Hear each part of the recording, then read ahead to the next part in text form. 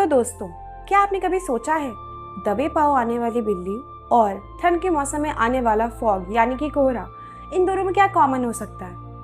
सुनने में काफ़ी अजीब लगेगा, बट कार्ल सैंडबर्ग ने क्लास 10th की एक छोटी सी पोएम में हमें पूरी तरीके से क्लियर किया है कि इन दोनों के बीच में क्या कॉमन हो सकता है और ऐसा कनेक्शन बताया है जो हमें सोचने पर मजबूर कर देगा।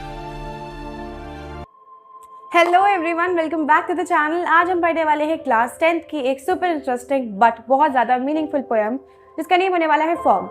इसके राइटर हैं कार्ल सैंडबर्ग। कार्ल सैंडबर्ग ने हमें इस पोएम को इस तरीके से एक्सप्लेन किया है कि अगर हम इसके बारे में बहुत डीपली नहीं पढ़ते हैं तो हम इसके पोएटिक डिवाइस और बहुत सारी ऐसी चीज़ें जो कि हमें एग्जाम्स में पूछी जा सकती हैं, हम इसको सॉल्व नहीं कर पाएंगे। तो अगर इस वीडियो को आप एंड तक देखते हैं तो डेफिनेटली आपको ये पोएम बिल्कुल क्रिस्टल क्लियर होने वाली है। So let's get started without wasting a time.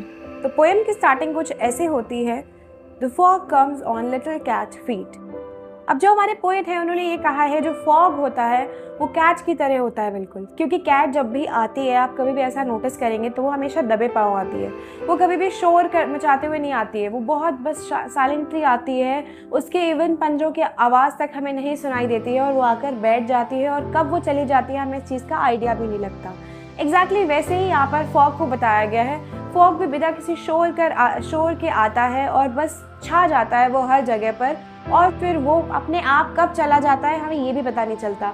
लेकिन फॉग को यहाँ पर कैट से जब डायरेक्ट कंपेयर किया गया है तो यहाँ पर ये सिंपली नहीं मेटाफोर है। पोएटिक डिवाइस हमारी मेटाफोर है।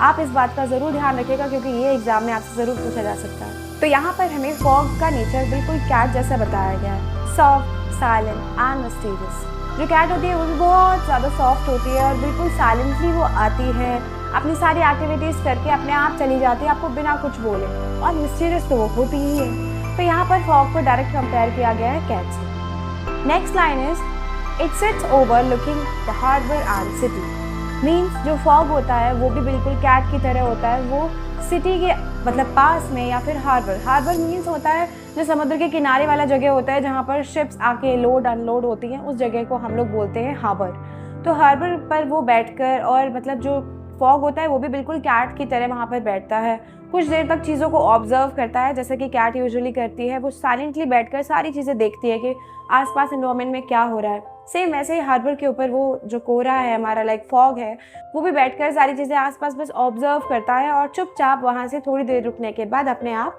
चला जाता है। So your next line is on silent haunches and then moves on.